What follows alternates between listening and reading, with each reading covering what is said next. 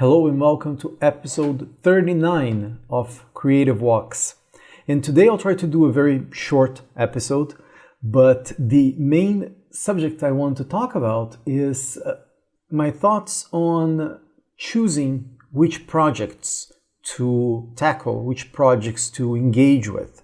And I've been thinking about this if you've been following the podcast, because I have a lot of projects that are working at the same time, and sometimes I focus more on one and more on another, and then I felt the need to get back to a few projects.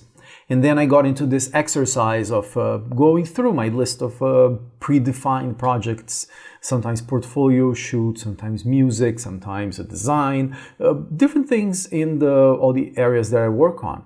And it's usually very difficult to choose, especially when you have a bunch of ideas of what to do, which project to tackle next.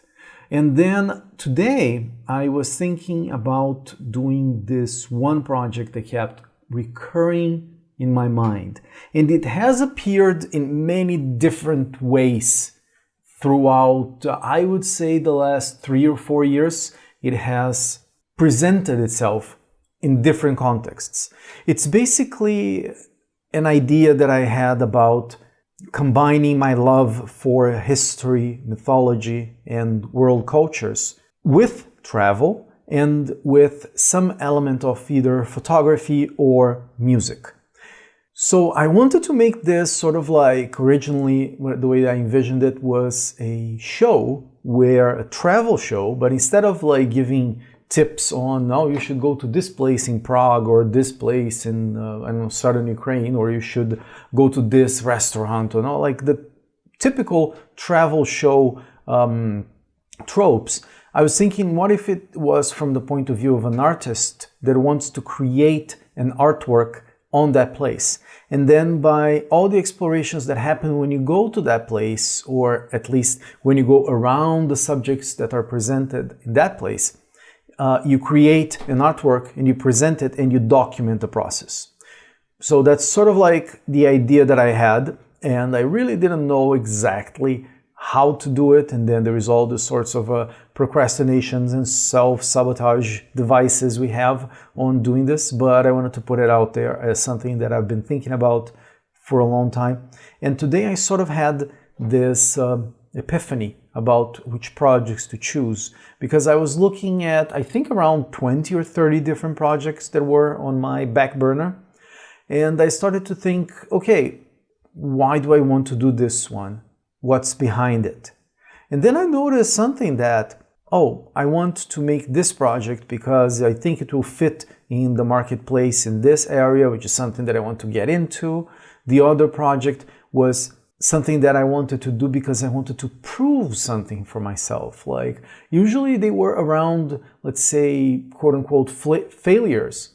And these failures would show, for example, okay, I tried to do this photography inspired by a specific style of fashion, and I didn't quite nail it the way that I wanted. So this project now I really want to go and do and prove that I can do this or that. This is kind of interesting for me because I haven't thought of it that way. But whenever I was looking into some specific projects, and this one about this combination of a travel show with the making of an artwork, really gave me this butterflies in the stomach. If you're familiar with the expression of having butterflies in your stomach, I think it exists in probably many languages, but it's this idea that you feel this sudden excitement about that thing. And sometimes it's something that it can be very anxiety driven. Sometimes it's this excitement.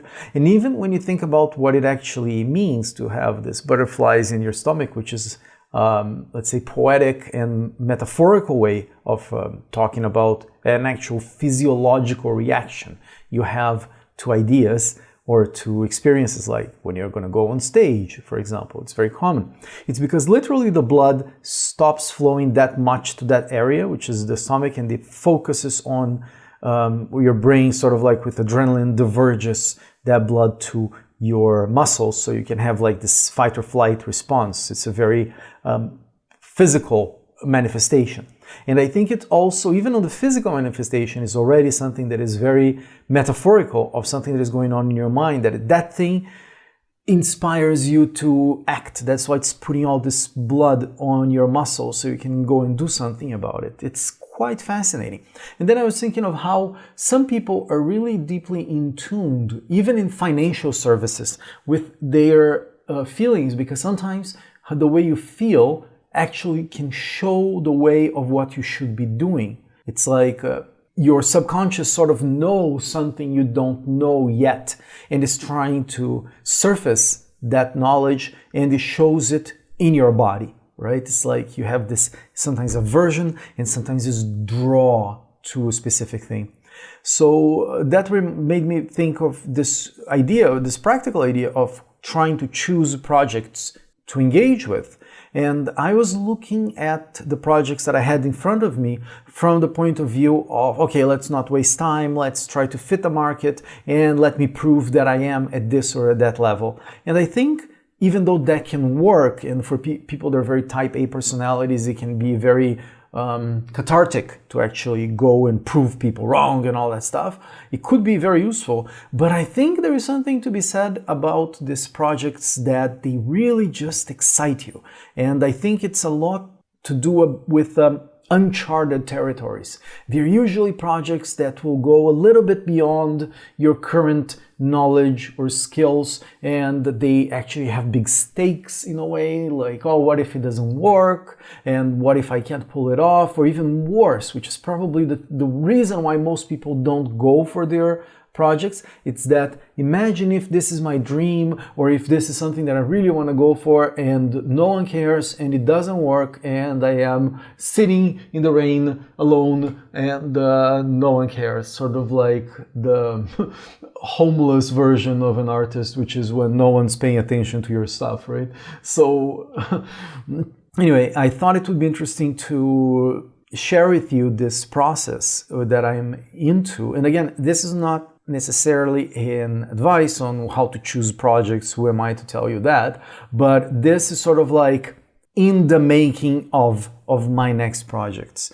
And I think I'll be able to choose wisely, and I hope I am able to listen to these butterflies in my stomach that are telling me, whispering, you should be doing this instead of that.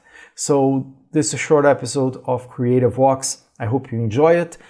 Please let me know what you're thinking of the show. You can find me on social media at Pedro Bonatto. I reply to everyone. So I hope to see you tomorrow.